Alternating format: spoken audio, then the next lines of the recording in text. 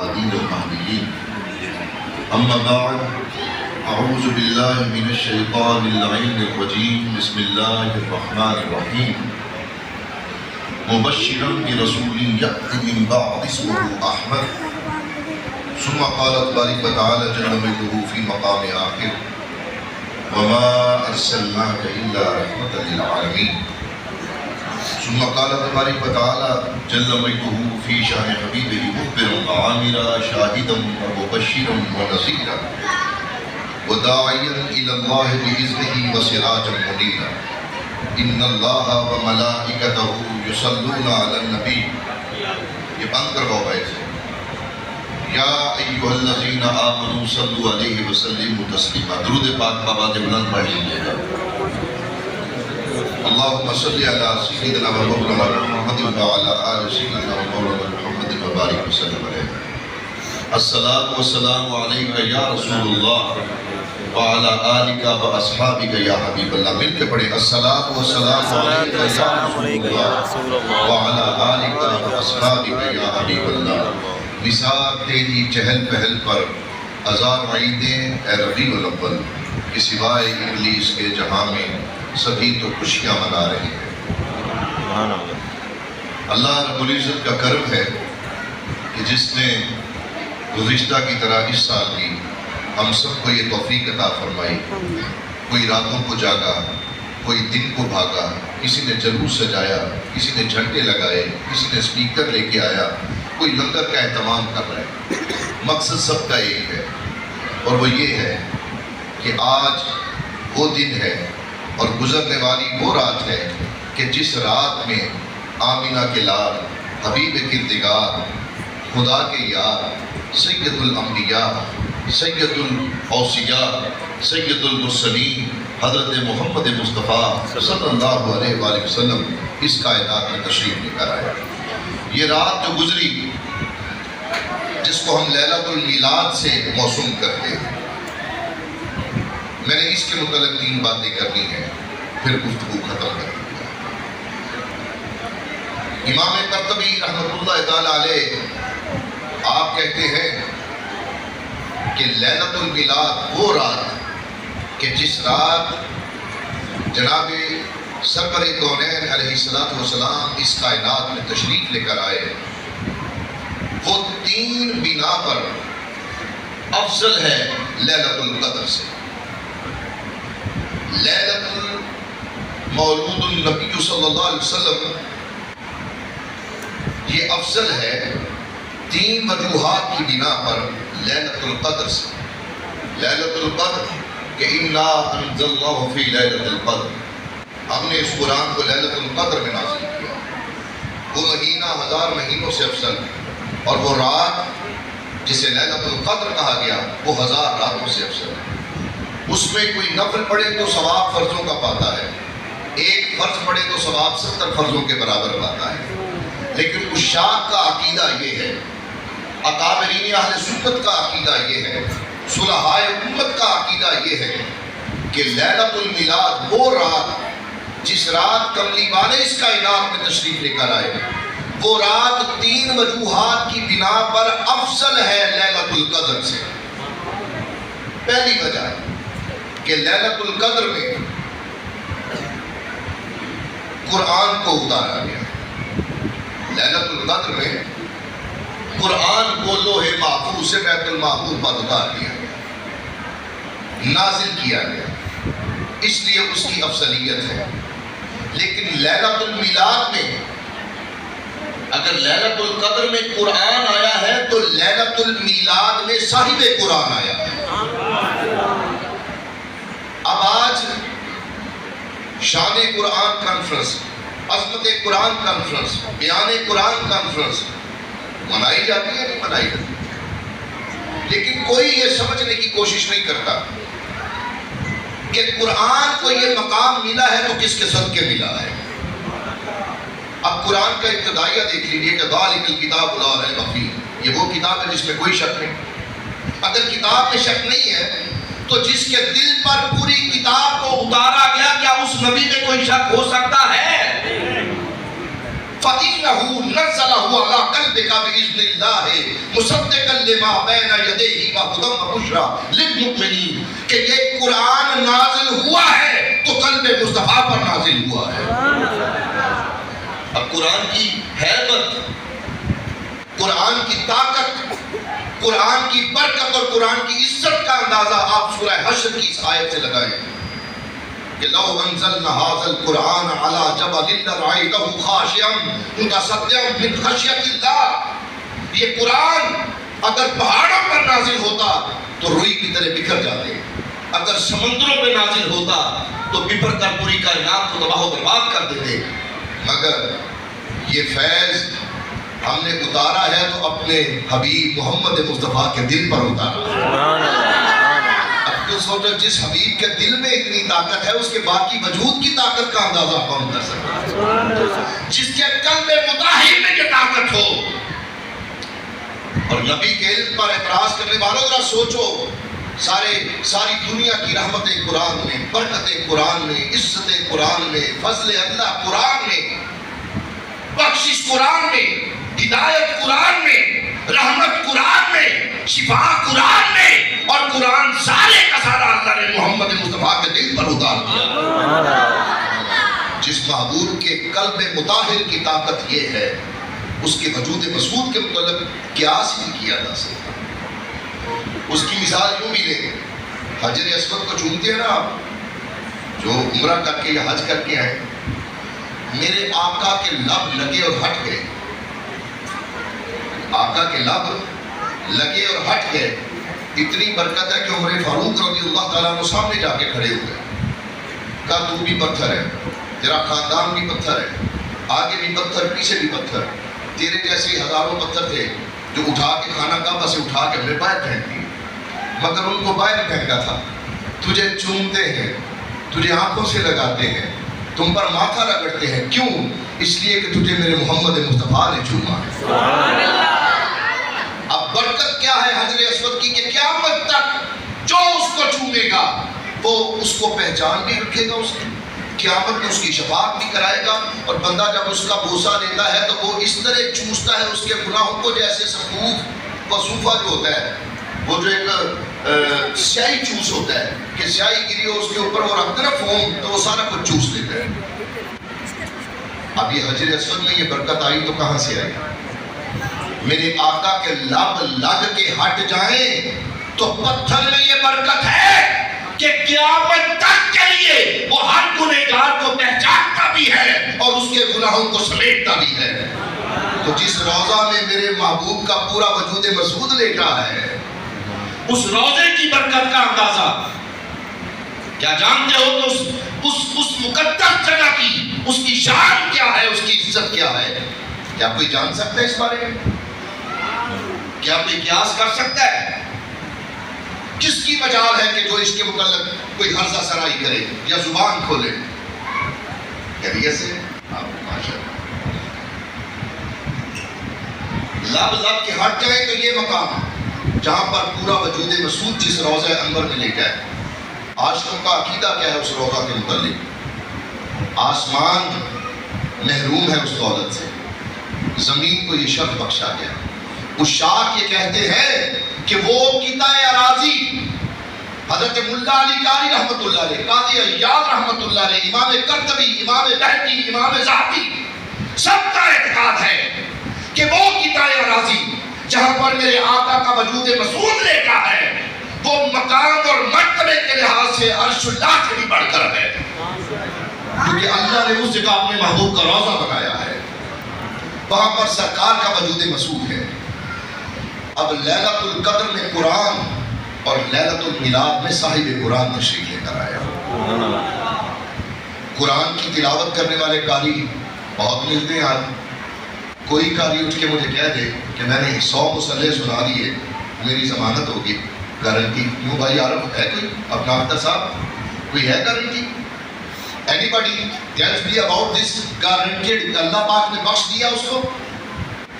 نہیں کر سکتا۔ لیکن آؤ چہرہ بدوحا کی تلاوت کرنے والے قاری کی عزت دیکھو کہ ابھی گھوڑے سے اترا نہیں، عقیدے کا اظہار کیا کہ سونا غلامی میں لے لے، کہا آ جا، گھوڑے سے اترنے لگا تو پاؤں رکاب میں اٹک گیا، گرتا ہے تو سر پتھر پہ، گھوڑا بگڑا، گھوڑا بھاگا، اسی اسنا میں جو جان ہے وہ کف سے مختلف پرواز کر گئی۔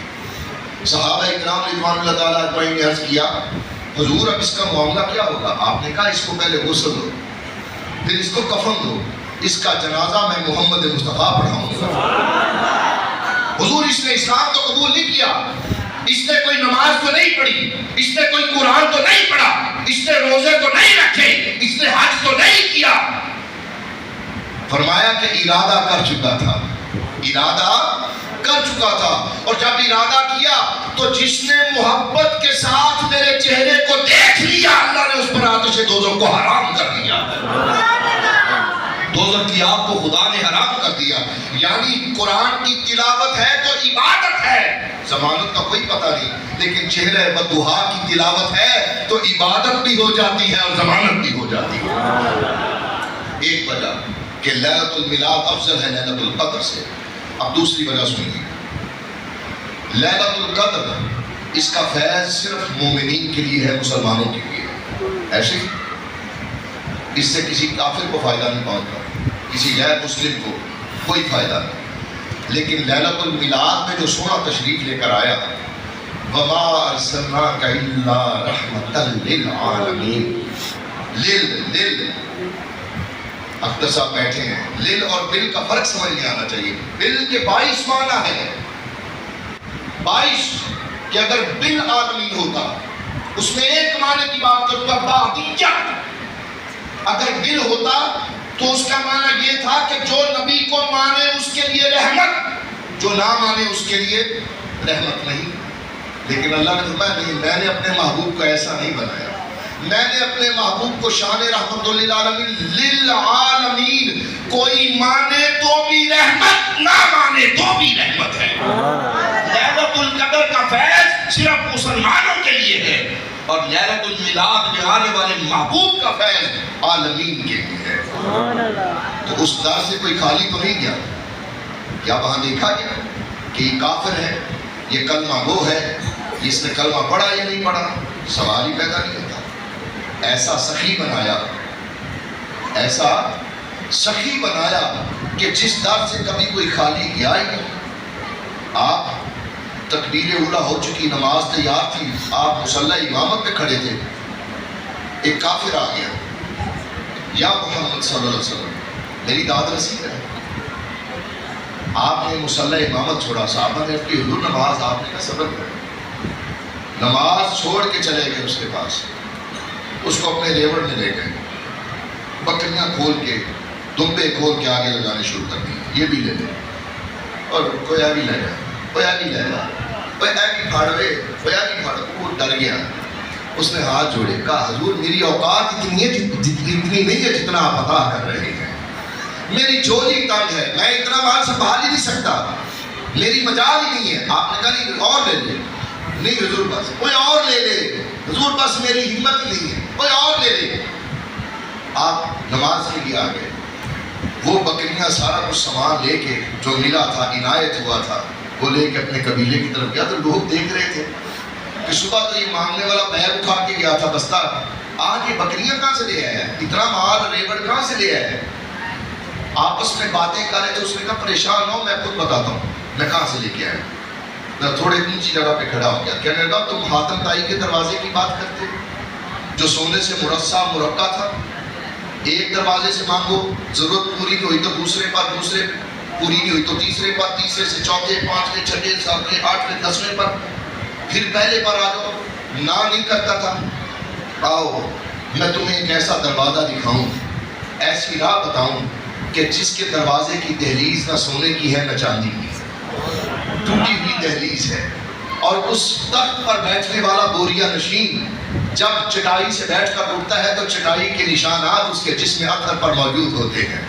مگر یاد رکھو وہ دربار مدینے والے کا دربار ہے کہ جہاں سے ایک بار جس کو بھیک مل گئی دوبارہ کسی اور کے در پر جانے کی ضرورت باقی نہیں رہتی، ضرورت ہی نہیں رہتی، ساری ضرورتیں دم توڑ جاتی ہیں۔ سارے مسائل حل ہو جاتے ہیں اگر اس محبوب کی نظر رحمت کسی پر پڑ جائے۔ یہ دوسری وجہ ہے کہ لیلۃ القدر کا فیض صرف مسلمانوں کو ہے اور تمہارے اور میرے نبی کا فیض سارے عالمین کو ہے۔ آسمانوں اور زمینوں میں کوئی شے ایسی نہیں جو میرے آقا کی نبوت سے باہر ہے۔ اب تیسری بات، لیلۃ القدر میں جبرائیل اترتے ہیں۔ کون اترتے ہیں؟ حضرت جبرائیل امین، اور اترتے بھی کتنی بار ہیں؟ ایک بار۔ کتنی بار اترتے؟ ایک بار۔ لیلۃ القدر میں جبریل ایک بار اترتے ہیں، تو یہ مقام ہے کہ جس نے کبھی سال سارا منہ نہیں دیکھا ہوتا مسجد کا، وہ بھی مسجد میں چلا آتا ہے کہ آج رحمت کی رات ہے، آج برکت کی رات ہے، آج بخشش کی رات ہے، آج خدا کے آگے گڑ گڑانے کی رات ہے، آج وہ بخشش کے دروازے کھول کے بخشش بانٹ رہا ہے، آج بخشش لینے کی رات ہے۔ سارے آتے ہیں نا۔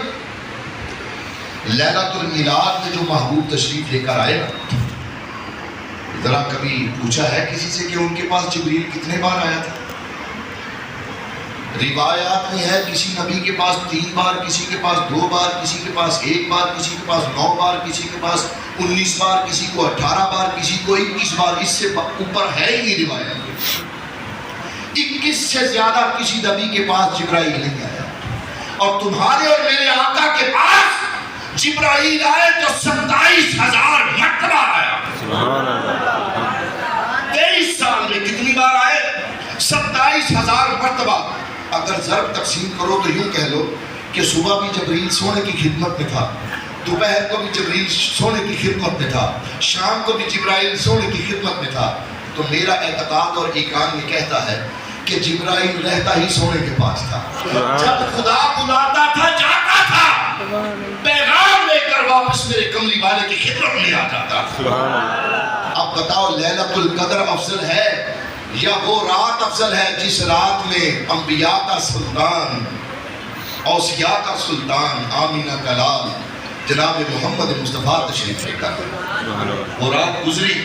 ہمارے اعتقاد سے وہ رات جس رات آپ آئے تھے، اس رات کی یاد کو منانے کے لیے ہم یہ سارا کام کر رہے ہیں۔ تو لہٰذا آپ نے جس نے جو جھنڈے لگائے، یہ جھنڈا لگانے میں لگا، ایک کعبہ اللہ کی چھت پہ لگا ہے، اور ستاروں کو اکٹھا کر کے اللہ نے جناب سیدہ آمنہ کے حجرے پر چراغاں کر دیا۔ کیا کر دیا؟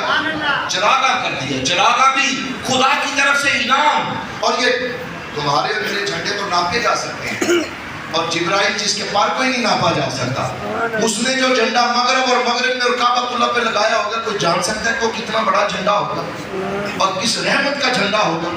تو لہٰذا یہ خوشی منانا، جب نعمت تمہارے پاس آ جائے، اللہ کی رحمت تمہارے پاس آ جائے اور اللہ کا فضل تمہارے پاس آ جائے، تو شکر منانا مومن پر واجب ہو جائے۔ تو سرکار سے بڑھ کے کون سی نعمت ہے؟ سرکار سے بڑھ کے کون سی رحمت ہے؟ نہیں ہے نا۔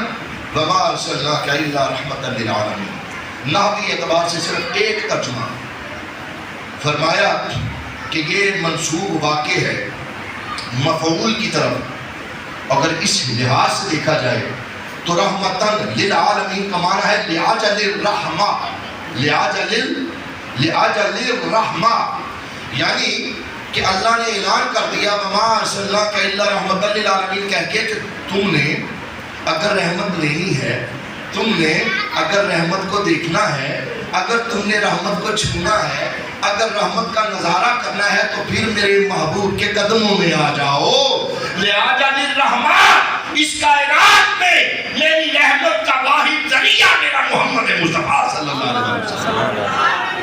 اللہ کی رحمت کا نمونہ آپ ہے، رحمت کا خزینہ آپ ہے، اور اللہ نے آپ کو رحمت بنا کر اس کائنات کو آسرا دیا۔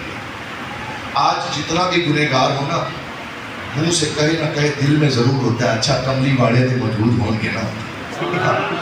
اتنا تو عاشق کو پتہ ہوتا ہے کہ سونا جب آیا تھا تو بھی رب حبلی امتی رہے، تو رب حبلی امتی جب آخری وقت ہے تو جناب فضل ابن عباس رضی اللہ تعالیٰ عنہ کہتے ہیں کہ آخری آدمی میں تھا جو قبر مصطفیٰ سے باہر نکلا، تو انگوٹھی گرا دی بہانے سے۔ جناب ابو بکر نے کہا کچھ بات کرنی تو کر لیں، کہتے ہیں میرا دل تھا کہ میں بوسہ لے لوں، رخسار مصطفیٰ، کہتے ہیں میں بوسہ لینے کے لیے قریب ہوا تو لبھائے جبال کھل رہے تھے اور آواز آ رہی تھی رب حب لی امتی، یا اللہ میری امت کا معاملہ مجھ پر چھوڑ دے، میری امت کا معاملہ مجھ پر چھوڑ دے۔ اس حبیب کے امتی ہو تم بھی اور میں، غیرت کرنی چاہیے ہو۔ یاری اور محبت اس کو کہتے ہیں۔ پیار یہ ہے کہ ازل سے لے کر ابد تک ایک ہی دعا ہے، کیا رب حب لی امتی، لیکن امتی کیا کر رہا ہے؟ امتی 5 وقت کی نماز نہیں پڑھ سکتا، کیوں؟ کیا مسئلہ ہے تمہارا؟ سرکار کی محبت کے دعوے تو کرتے ہو، یہ نہیں جانتے کہ میرے آقا نے فرمایا الصلاۃ قرۃ اعین لک، نماز میری آنکھوں کی ٹھنڈک ہے۔ اگر واقعی تمہیں اللہ کے رسول سے محبت ہے تو پھر نماز کیوں نہیں پڑھتے ہو؟ نماز پڑھو گے نا تو 3 کام کرو گے، اللہ کا فرض، رسول کی سنت بھی، اور اپنے محبوب کی آنکھوں کو ٹھنڈک بھی پہنچاؤ۔ آج دن ہے 12 ربیع الاول شریف کا، محبوب کی آمد کا دن ہے۔ وعدہ کرو خدا کے گھر کو آباد کرو گے انشاءاللہ۔ انشاءاللہ کا معنی کیا ہے؟ ان کو یہ بتانا چاہیے کہ انشاءاللہ کا معنی کہ اگر اللہ نے چاہا، اللہ چاہتا ہے کہ تمہاری ہدایت ہو، اللہ چاہتا ہے کہ تم اس کے گھر میں آؤ، اللہ چاہتا ہے کہ تم اس کی بارگاہ میں سر جھکاؤ۔ اللہ نے تمہیں پیدا ہی اس لیے کیا ہے کہ الذی وما خلقت الجن والانس الا لیعبدون، کہ ہم نے انسانوں اور جنوں کو صرف بندگی کے لیے پیدا کیا۔ وہ بندگی نماز کی صورت میں ہے، زکوٰۃ کی صورت میں ہے، حج کی صورت میں ہے، روزوں کی صورت میں ہے، اور حقوق العباد کی صورت میں بھی ہے۔ اپنے ہمسایوں کا خیال کرو، اپنے عزیز و اقارب کا خیال کرو، اپنے والدین کی خدمت کرو، اپنے بڑوں کی عزت کرو، اپنے چھوٹوں سے شفقت کرو۔ اس کے بارے میں پوچھا جائے گا، قیامت میں اللہ اور اس کا رسول شفاعت کریں گے۔ نماز، روزے، زکوٰۃ، حج میں کمی رہ گئی تو شفاعت کریں گے، مگر اگر کسی کا حق مارا ہوا تو جب تک اس نے معاف نہ کیا جس کا حق مارا ہے، نہ خدا معاف کرے گا، نہ اس کا رسول معاف کرے گا، نہ اس کا رسول معاف کرے گا۔ قیامت میں اگر اللہ نے کہہ دیا جا فلانے کا حق مارا تو نے اس کو لے کے آ، وہ کہہ دے تو میں تجھے چھوڑ دیتا ہوں، تو قیامت میں تو اربوں دنیا ہوگی، کہاں سے ڈھونڈ کے لاؤ گے؟ کہاں سے ڈھونڈو گے اس کو؟ بھائی دنیا میں ہی کر لو جو کرنا ہے، دنیا میں ہی کر لو جو کرنا ہے۔ آج کا دن تجدید عہد کا دن ہے، آج کا دن عہد وفا کا دن ہے، آج کا دن وعدہ کرنے کا دن ہے کہ اے لاجپال، اس کریم سے وعدہ کرو کہ جس کے صدقے میں اللہ نے تمہیں زندگی بخشی ہے، جس کے صدقے میں اللہ نے عزتیں اور رونقیں بخشی ہیں، کہ سونا وعدہ کرتے ہیں کہ زندگی گزرے گی تو تیرے دین متین کے مطابق گزرے گی انشاءاللہ۔ اگر ہمارے لیے کوئی اسوہ حسنہ ہوگا تو وہ آپ کا اسوہ حسنہ ہوگا۔ اللہ رب العزت آج کے دن کے صدقے میں مجھے بھی اور آپ کو بھی آپ علیہ السلام کی بے دام غلامی میں زندگی کو لٹانے کی توفیق عطا فرمائے۔ صورتاً سیرتاً ظاہراً باطناً قولاً فعلاً صحیح معنوں میں آقا کے غلام بننے کی توفیق عطا فرمائے۔ وآخر دعوانا ان الحمدللہ رب العالمین۔ مجھے کہا گیا تھا کہ پروگرام 12 بجے ختم ہوگا، تو میں نے کہا کہ 11 سوا 11 میری تقریر شروع ہو جائے، تو اس لیے میں تو اپنے حساب سے پورا آیا، لیکن مجھے نہیں پتا تھا کہ 11 بجے آپ نے سلام ہی شروع کر دینا ہے اور زبردستی مجھے مائک لینا پڑے گا آپ سے، تو لہٰذا چونکہ سرکار کا میلاد ہے اس لیے مائک لے لیا۔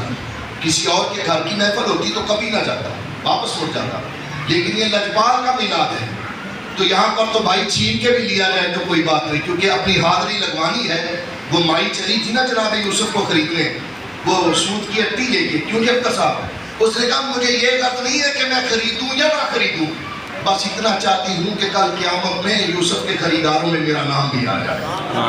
کل قیامت میں جب بات ہو تو پتہ چلے شتاب الحسن گیلانی بھی آیا تھا اور سرکار کی مدح سرائی کر گیا ہے۔ اللہ رب العزت ہم سب کی حاضری قبول فرمائے۔ وآخر دعوانا الحمدللہ رب العالمین۔